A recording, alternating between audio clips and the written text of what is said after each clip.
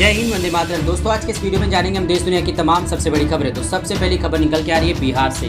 बिहार में इलेक्शंस हो गए, उसके बाद रिजल्ट आ गया, लेकिन अभी तक बिहार की राजनीति थमने का नाम नहीं ले रही है। जी हाँ, कल शाम को 4:30 बजे नीतीश कुमार ने 7वीं बार बिहार के मुख्यमंत्री की शपथ ली और साथ ही बीजेपी के 2 कोटे से ही 2 उप मुख्यमंत्री ने भी शपथ ली। लेकिन इसके बावजूद महागठबंधन जो है पूरी तरह से सरकार का बहिष्कार किया। तेजस्वी यादव ने साफ साफ कहा कि महागठबंधन को हराने के लिए जिस प्रकार से बेईमानी बीजेपी ने मिलकर की है, उससे हम दरकिनार करते हैं और इसका फैसला जो है कोर्ट करेगा। जी हाँ, महागठबंधन के तेजस्वी यादव ने साफ साफ कहा है कि वो इस कानूनी तौर पर जो है लड़ाई को आगे जारी रखेंगे और जब तक उन्हें न्याय नहीं मिल जाता वो तब तक चैन से नहीं बैठने वाले। आपकी जानकारी के लिए बता दूं कि तमाम न्यूज़ चैनलों पर जो है रुझान जो है साफ साफ दिखाए जा रहे थे कि जमीनी स्तर पर महागठबंधन जो है पूरी तरह से जीतती हुई दिखाई दे रही थी, लेकिन जब चुनाव के नतीजे आए तो वो उनके अनुकूल नहीं थे। उसके बाद से ही तेजस्वी यादव जो है इस बात को लेकर काफ़ी ज़्यादा नाराज है कि किस प्रकार से जो है नीतीश कुमार के दबाव में चुनाव आयोग ने गलती की। फिलहाल अभी इस बात की जांच चल रही है और कई सीटें ऐसी हैं जहां पे अभी भी रिकाउंटिंग की जो प्रक्रिया है उसे प्रोसेस में रखा गया है, यानी कि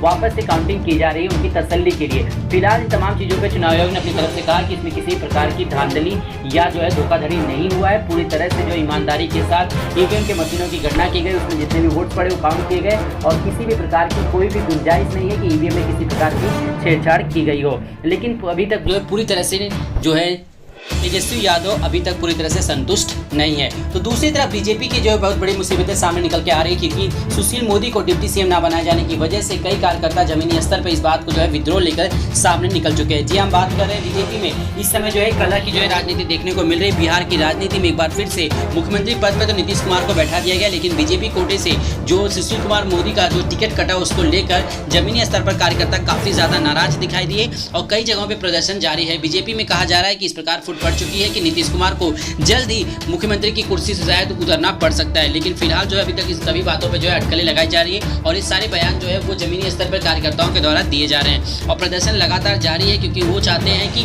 महागठबंधन भले ही जीती ना हो, लेकिन वो पूरी तरह से जो है महागठबंधन के पक्ष में चले जाएंगे अगर सुशील कुमार मोदी को डिप्टी सीएम के पद पर नहीं लिया जाता है। तो ये कहीं ना कहीं जो है बिहार की राजनीति में बिहार के लिए और बीजेपी के लिए काफी ज्यादा दुख का समय आ चुका है। तो दूसरी तरफ बात करें वीआईपी और हम के कोटे से एक मंत्रियों ने शपथ ली। जी हाँ, हम बात करें जीतन राम मांझी की पार्टी ने उनके कोटे से जो है एक मंत्री पद की जो है शपथ ली गई। जब उनसे पूछा गया कि आप मुख्यमंत्री बनना चाहते हैं तो उन्होंने साफ साफ कहा कि वो मुख्यमंत्री एक बार बन चुके हैं और वो मंत्रिपरिषद में किसी पर जो है पद पर नहीं काबिज हो सकते, इसलिए उन्होंने साफ साफ जो है मंत्री पद लेने से इनकार कर दिया। उनके पार्टी के कोटे से एक जन ने जो है मंत्री पद की शपथ ले ली है। तो नीतीश कुमार की आज पहली बैठक है। जी हाँ, अपने बिहार की जो नई नवनिर्वाचित सरकार उनकी पहली कैबिनेट की मीटिंग जो है आज रखी गई है और आज फैसला लिया जाएगा बिहार के आने वाले 5 सालों के समीकरण पे।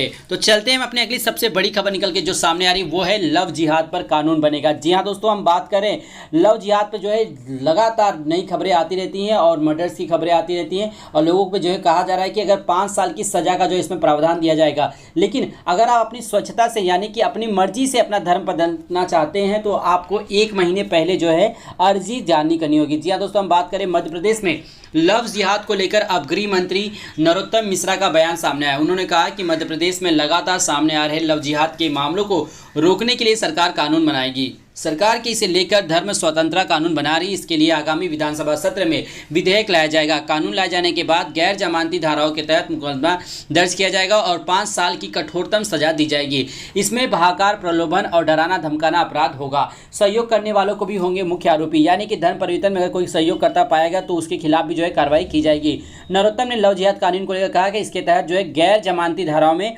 5 साल तक की जो है सजा दी जा सकती है। तो ये अपने आप में बहुत बड़ा कानून जो है सामने आने वाला है आने वाले समय में। तो चलते हैं अपने अगली सबसे बड़ी खबर की तरफ। जी हाँ दोस्तों, इस समय सबसे बड़ी खबर आ रही है सोनिया गांधी और राहुल गांधी पर बयान को लेकर। ओबामा ने अपनी किताब के जरिए जो है पूरी तरह से जो है निशाना जो है राहुल गांधी पर साधा। उन्होंने कहा अपने एक बयान में कि पूरी तरह से जो है सोनिया गांधी ने जो प्रधानमंत्री का पद था वो मनमोहन सिंह को इसलिए दिया क्योंकि प्रधानमंत्री की तरफ से जो है राहुल गांधी को किसी प्रकार का खतरा नहीं था, जिसकी वजह से सोनिया गांधी ने सोच समझ कर जो है प्रधानमंत्री का जो पद है वो राहुल गांधी को ना देकर सीधा मनमोहन सिंह को दिया। तब इस बात में कितनी सच्चाई, इस बात का अंदाजा आप खुद लगा सकते हैं।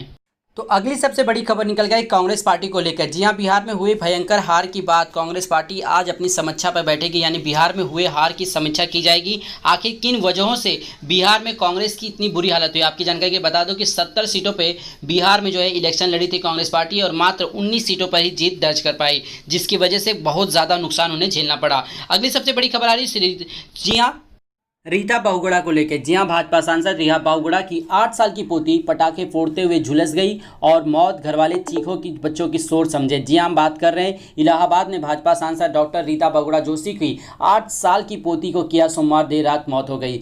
दिवाली की रात पटाखा जलाने के दौरान झुलस गई थी। प्रयागराज के निजी अस्पताल में उसका इलाज चल रहा था। हालात में सुधार न होने की वजह से उसे दिल्ली ले जाने की तैयारी थी, लेकिन उससे पहले ही उसने दम तोड़ दिया। रीता के बेटे मयंक की बेटी थी। दिवाली पर किए अपनी मां के साथ प्रयागराज कैंट में अपने ननिहाल गई थी। शनिवार की शाम किया दूसरे बच्चों के साथ घर की छत पर खेल रही थी। आशंका है कि उसी समय पटाखे से उसके कपड़े में आग लग गई, जिससे वह गंभीर रूप से झुलस गई। किया हाल ही में अपनी मां रीसा जोशी और दादा दादी के साथ कोरोना से ठीक होकर लौटी थी। तो ये अपने आप में बहुत ही ज्यादा दुख भरी खबर निकल के सामने आ रही है। तो चलते हैं अपनी अगली सबसे बड़ी खबर की तरफ। जी हाँ, राहुल गांधी और सोनिया गांधी को लेकर एक बार फिर से जो है विवादित बयान दिया है बराक ओबामा। जी हाँ, बराक ओबामा अमेरिका के पूर्व राष्ट्रपति रह चुके हैं और उनकी किताब में रोज नए नए खुलासे सामने आते रहते हैं। एक बार उन्हें जो है अपनी पिछली किताब में जो है खुलासा किया था कि राहुल गांधी जो है एक नर्वस टाइप के राजनेता है। तो दूसरी तरफ उन्होंने आज की जो इसमें ताज़ा खबर में उन्होंने बताया कि गांधी परिवार ने पूरी तरह से मनमोहन सिंह को जानबूझकर प्रधानमंत्री का पद ऑफर किया था। इसकी सबसे बड़ी वजह यह बताई है बराक ओबामा ने अपनी किताब में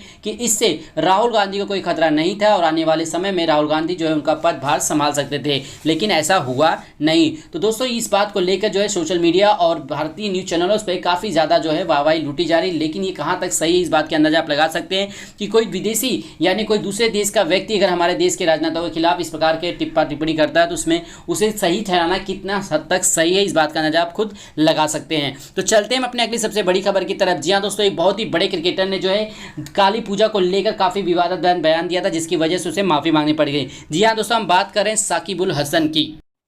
बांग्लादेश के स्टार ऑलराउंडर साकिब उल हसन को जान से मारने की धमकी मिलने के बाद भारत में काली पूजा करने के लिए सार्वजनिक रूप से माफ़ी मांगने के लिए मजबूर होना पड़ा। बांग्लादेश के स्टार ऑलराउंडर साकिब उल हसन को जान से मारने की धमकी मिलने के बाद ही उनके जो है रुख बदल दिए। जी हाँ दोस्तों, आपकी जानकारी के लिए बता दूं, पिछले गुरुवार को साकिब उल हसन बेलघाट क्षेत्र में काली पूजा के लिए गए थे। वह अपनी आराध्य देवी के सामने पूजा करने प्लेन से शुक्रवार को बांग्लादेश लौट आए थे। इसके उन्होंने काली पूजा करने के लिए एक शख्स ने उन्हें फेसबुक लाइव कर जान से मारने की धमकी दी थी। भारत में एक हिंदू देवी की पूजा में शामिल होने के बाद मुस्लिम बहुसंख्यक देश बांग्लादेश में साकिब उल हसन को सोशल मीडिया पर काफ़ी विरोध का सामना करना पड़ा। इस पर बांग्लादेश में इस्लामी प्रचारकों का कहना है कि लोगों को अन्य धर्मों के समारोह और आयोजनों में शामिल नहीं होना चाहिए। इस तरह के विरोध के बाद देर रात सोमवार को साकिब उल हसन ने एक कार्यक्रम करके यानी कि ऑनलाइन के माध्यम से कहा कि मैं उस कार्यक्रम में स्टेज पर मुश्किल से 2 मिनट के लिए गया था। लोग इस बारे में बात कर रहे हैं कि मैं समझ नहीं पा रहा हूँ कि इसका उद्घाटन किया है। उन्होंने कहा कि मैंने ऐसा नहीं किया कि एक जागरूक मुस्लिम होने के नाते